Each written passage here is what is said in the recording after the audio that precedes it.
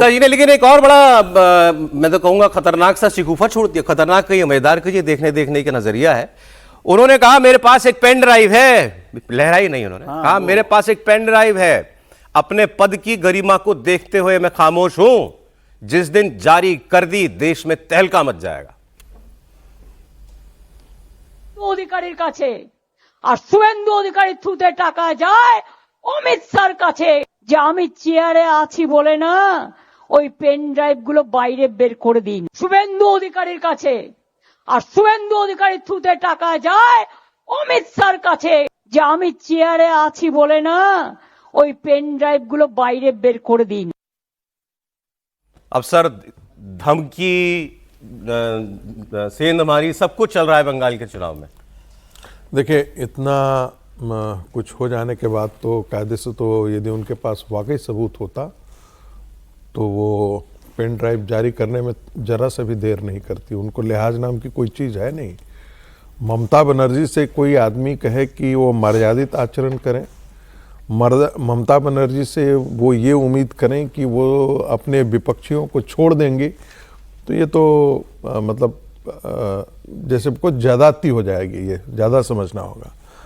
दूसरी बात, मुझे थोड़ा सा चिंता इस बात की हुई कि कलकत्ता हाईकोर्ट कल 1 मिनट समय लगता था जब कलकत्ता हाईकोर्ट अपने पुलिस को आदेश देती और वहाँ पर पुलिस कमिश्नर को बोलती कि यहाँ से आप भीड़ हटा करके ले जाइए और हम सुनवाई करना चाहते हैं। कोर्ट तो एकांत कमरे में भी कर सकती थी, लेकिन ये कह देना कि हम अभी सुनवाई नहीं करेंगे, ये थोड़ा पचता नहीं है, क्योंकि शोर बहुत है। हाँ, क्योंकि शोर बहुत है। नहीं, इतना नहीं, उन्होंने कहा जज साहब ने ऑर्डर मेंटेन करने की कोशिश की लेकिन हो नहीं पाया। देखिए सर, जज साहब चैम्बर में भी हो सकती है, देखिए ना, जज साहब चाहे हाईकोर्ट के प्रेमाइस के अंदर जज चाहे कि तो वो तो तुरंत अरेस्ट का भी वारंट तुरंत इशू कर सकता था, और जितने लोग शरारती गुंडे की तरह व्यवहार कर रहे थे उन सबको पकड़ करके कोई भी होगा, वकील भी हो, उनको अधिकार थोड़े है, ठीक है, वकील भी हो, लेकिन उनको अधिकार शोर करने का अधिकार नहीं है। तर्क करने के लिए वहां जा सकते हैं। चिंताजनक बात है आपको। बिल्कुल चिंताजनक है। मैं ये बार बार कह रहा हूं कि